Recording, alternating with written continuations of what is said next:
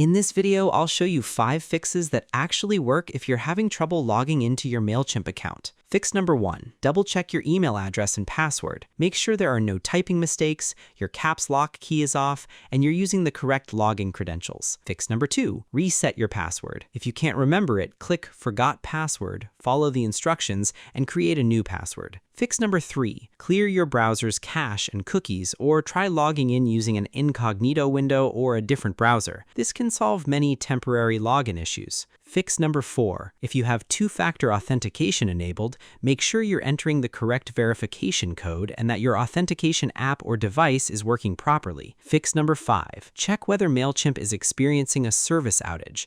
If everything on your end looks correct but you still can't log in, the issue may be temporary, so wait a few minutes and try again, or contact Mailchimp support. In those cases, one of these 5 fixes will get you back into your account, and that's how to fix common Mailchimp login problems.